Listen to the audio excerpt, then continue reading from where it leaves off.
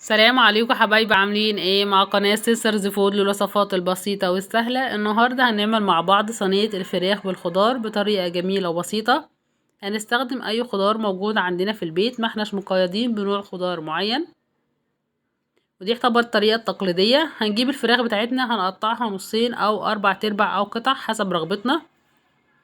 هنجيب كمية الطماطم اللي هنستخدمها ونقطعها حلقات. هنجيب حباية او 2 من الفلفل الالوان نقطعهم شرايح كبيرة.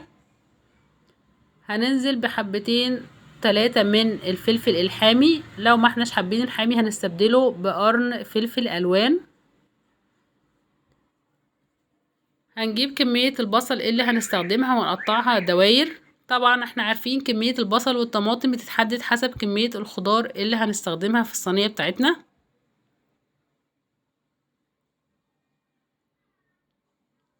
بعد كده هننزل بالبطاطس بتاعتنا، هنقطعها يعني سواء نص دايرة او دايرة كاملة حسب رغبتنا.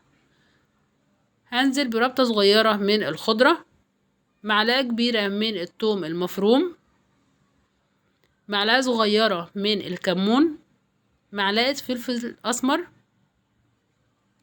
معلقة صغيرة من الملح، معلقة صغيرة من البابريكا، معلقة صغيرة من بهارات الفراخ. هنقلب المكونات كلها على بعض قبل ما ننزل بالفراخ بتاعتنا. طبعا احنا هنسوي الفراخ بأي طريقة احنا حابينها، سواء هنطيبها على البوتاجاز او هندخلها في الفرن حسب وقتك وحسب الامكانيات بتاعتك، لان احنا عارفين ان الفرن بياخد وقت شوية. لو انتي مستعجله هتطيبيها على البوتاجاز وبعدين هتدخليها الفرن تاخد اللون من الوش بتاعها.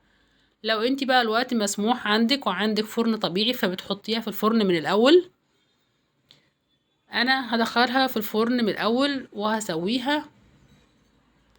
طبعا بقى هي كده استوت، طلعت بالمنظر دوت. هنقدم طبعا معاها رز، طحينة، سلطة، شيبسي، بطاطس، مخلل، اي حاجة احنا حابينها. اتمنى ان الفكرة تكون عجبتكم واتمنى اكون افدتكم، وان شاء الله نتقابلوا في وصفة جديدة، والسلام عليكم.